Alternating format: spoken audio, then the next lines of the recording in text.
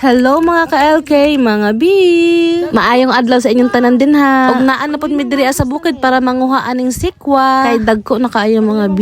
Tan-awa ra gud. Taud-taud na mi wala kakuhaan ni mao nang maguwang na gini siya. Naan na pud tay panggulay, panghalo sa atong pangsabaw na isda. Og sa uban pang pangsud-an nga pwede ninyong isagol ning sikwa. Lami kayo jud. Usahay basta dili mi makasaka diri sa ilaya. Kay naghunahuna jud ko sa mga tanong basin ang dagko na or maguwang na dili na mo makuha mao na. Every time nga muuli si Mr. diri sa balay musakal gidayon mi diri.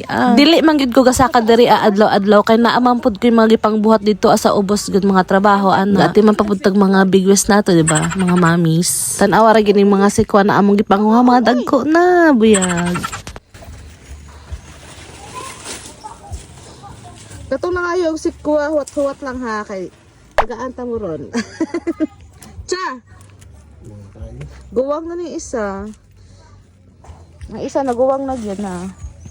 Oh, di ba mga dagko na no. Uban manggid ani nga baliko gumikan manggod nga nasuksok siya dito sa may kahoy dapat maon na siya ingana ang postura niya. Pero walay problema na siya makaon gihapon na. Buyag sab ni among pagpang-harvest karon kay medyo daghan. Ikalimang pagpang-harvest na namon ni mga B. Tuan na semester gasugok-sugok na dito sa sulod. Kay naamang gid mga bunga dito sa sulod nga nagtago ra sa ilalim sa mga dahon ba. Ooh.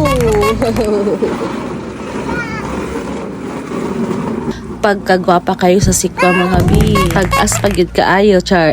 Ang kaning among mga talong diri mga B, kaning nga part diri kaning siya. Mabungahon gid siya kaayo diri nya lapad ba. Ako na ni siyang giprunan kay para matubuan og bag-ong sanga og mugapo sab ang bunga niya. Mao nang hangtod karon na agyapon mi makuha ang mga talong diri nga gulay. Naaman gihapon mga bag-ong tubo nga talong. Pero kaning mga daan diri wala gid na ako gipang ibot. Kay gipang prunan lang na siya para matubuan og bag-ong sanga og bag-ong bunga nga gwapa sab kaayo, di ba? Syempre kay naa naman ta diri nanguha og mga gulay, apil po natugkuha tong okra didto ang mga bag-ong tubo. Kay medyo daghan na ra ba to among nakit-an didto gaina. Panguhaon na lang nato daan kaysa sa maguwang pa, di ba? Ayan, og nahuman ra gyud og pang-harvest si Mr. aning among mga gulay diri so manguli na tar lang. Dili pa dayon na pa dayon may adtuon. Siya nga pala kung bago ka pa lang po sa channel namin, huwag niyo pong kalimutan na mag-like, mag-comment at mag-share nitong video namin. Maraming salamat po sa lahat ng mga manonood. God bless po sa ating lahat. Bye!